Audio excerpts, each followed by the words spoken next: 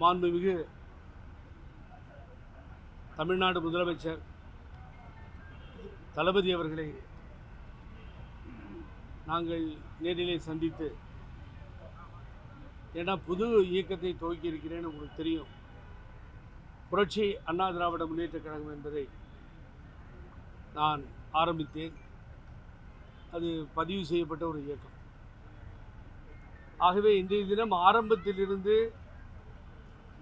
புரட்சி தலைவி அம்மா அவர்கள் பாரதிய ஜனதா கட்சியோடு கூட்டணி வேண்டாம், தவறான முடிவு எடுத்து விட்டேன், மன்னிப்பு கேட்கிறேன், ஆகவே அந்த கட்சியோடு பயணம் செய்யக்கூடாது என்று சொல்லியும்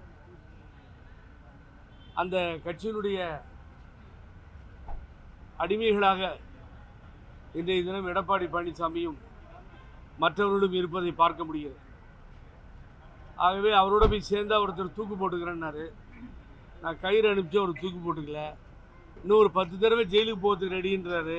ஜனம் டிவி பார்த்து பேசுகிறாரு. இவர்களெல்லாம் எந்த முகத்தை வைத்து கொண்டு போய் அங்கே ஆதரவு தெரிவிக்கிறார்கள் என்பது தெரியாது. ஆனால் என்னுடைய மெயின் அஜெண்டா, கொள்கை கோட்பாடு எல்லாமே மதவாத சக்திகளுக்கு எதிர்ப்பாக இருக்க வேண்டும் என்ற ஒரே நோக்கத்தோடு தான். அதற்கு தமிழ்நாடு முதலமைச்சருடைய தலைமை தான் சரியானது. ஆகவே இங்கே வந்து அவர்களை சந்தித்து நான் தமிழகம் முழுவதும் பிரச்சாரம் செய்து ஆதரிப்பேன் என்பதை அவர்களுக்கு சொல்லி, புது இயக்கத்தினுடைய கட்சியினுடைய நான் துவக்கத்திற்கு வாழ்த்துக்களையும் பெற்று உங்கள் முன்னாலே நான் இப்பொழுது நின்று கொண்டிருக்கிறேன். இதுதான் நடந்தது. அவங்கள்ட்ட பேசணும். இல்லை, ஒரு பெரிய ரெக்கார்டு ஏற்படும். ஏன்னு கேட்டீங்கன்னா, காரணம் எடப்பாடி பழனிசாமி தலைமை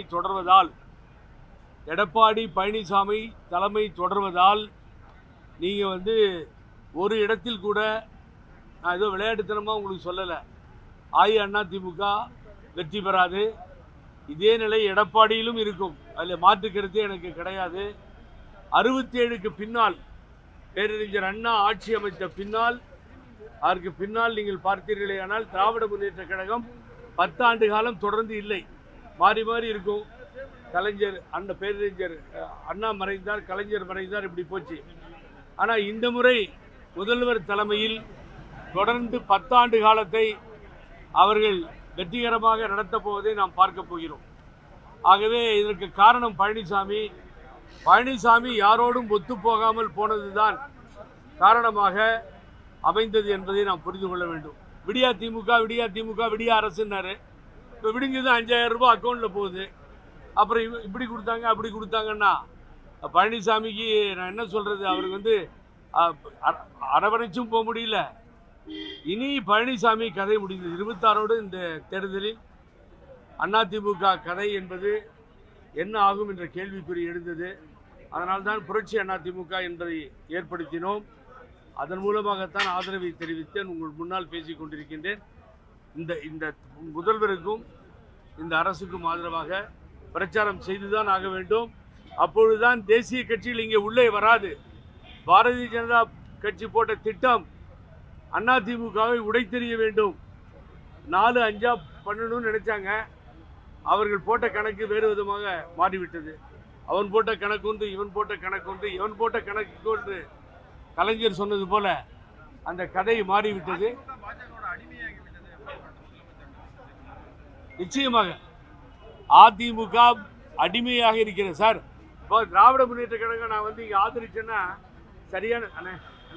சரியான காரணத்தை நான் சொல்லும். என்னன்னு கேட்டிங்கன்னா, நான் வந்து இங்கே நின்றுட்டு உங்கள்கிட்ட பேசிகிட்டு இருக்கேன். இந்த இயக்கம் ஓஎஸ் தோட்டத்து வாசப்படியிலே வந்து பாரதிய ஜனதா உள்ளிட்ட கட்சிகள் நின்றிருந்த காட்சியை நான் பார்த்தவன். அம்மாவை பார்க்க முடியுமா, 4 சீட்டு வாங்க முடியுமா, 5 சீட்டு வாங்க முடியுமா என்று வந்து நின்றார்கள். இன்னைக்கு டெல்லி தெருக்களிலே அலைந்து ஒரு 4-5 சீட்டுக்காக இது கம்மி ஜாஸ்தி பேசுறதுக்கு, ரேட் பேசுறதுக்கு அங்கே போயிட்டார். யார்? பழனிசாமி. இங்கே தலைமை கழகம் இல்லையா லாயிட்ஸ் ரோடில்? ஏன் எந்த கூட்டணியும் உங்களை தேடி வருவதில்லை? ஆகவே கூட்டணியும் இல்லை பழனிசாமிக்கு. எல்லா கதையும் முடிந்து போன கதையாகிவிட்டது சார். நான் பொதுக்குழுவை கூட்டி முடிவு செய்து எப்பொழுது ஆதரவு ஆரம்பிக்கிறேன் என்பதை நான் முடிவு செய்தேன். ஆதரவு சொல்லிட்டு வந்துட்டேன் முதலமைச்சர், மாற்று கருத்தே இல்லை. இல்லை வேறு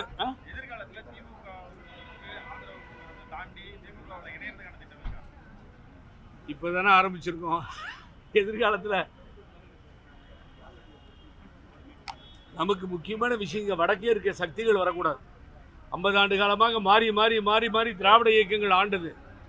ஆகவே திராவிட இயக்கமே தொடர்ந்து திமுகவுக்கு போட்டியாக இருக்குமே, ஆனால் அதை வரவேற்கக்கூடிய நிலையில தான் இருக்கிறோம். அது போச்சே, எல்லாத்தையும் இழந்து கட்சி இழந்து யாரும் இல்லாமல் நிற்கிற பழனிசாமி தான் பார்க்க முடிகிறது.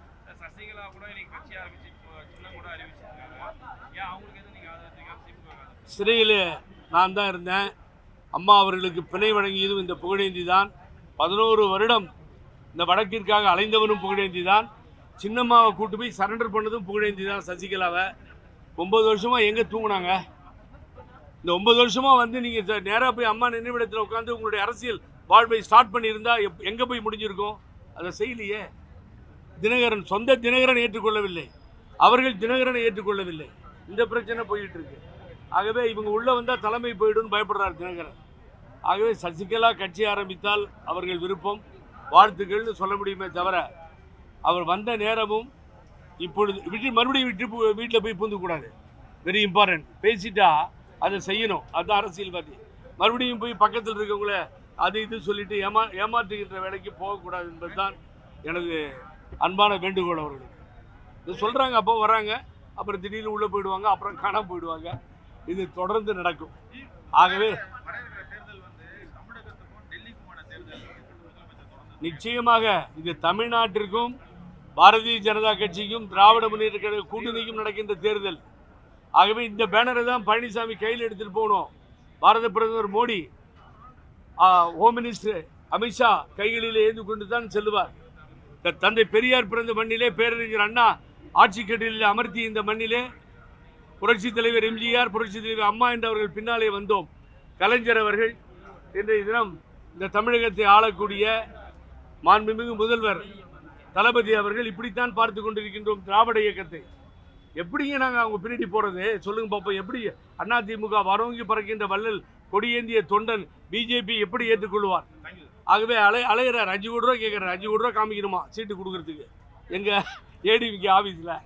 அதை பிடிச்சிட்டு ஒரு பின்னாடியே இன்கம் டேக்ஸ் வந்தால் முடிச்சிடுவோம். ஆகவே ஒரு கட்சி சாதாரண மனிதனை உச்சபட்ச பதவியில் அமர்த்தி அழகு பார்த்த புரட்சி தலைவி அம்மாவை நினைத்து பார்க்கிறேன். 5 கோடி ரூபா கேட்டு புதுசாக ஆளுங்களை பிடிச்சிட்டு சொல்கிறேன் இந்த புரோக்கர் பழனிசாமியும் நான் பார்க்கிறேன். ஆதரவை தெரிவித்திருக்கிறேன். நான் மதவாத கட்சிகளுக்கு எதிர்ப்பான எனது பிரச்சாரம் நாடு முழுவதும் தொடரும். அதில் எந்த மாற்று கருத்தும் இல்லை. தேங்க்யூ. நன்றி, வணக்கம்.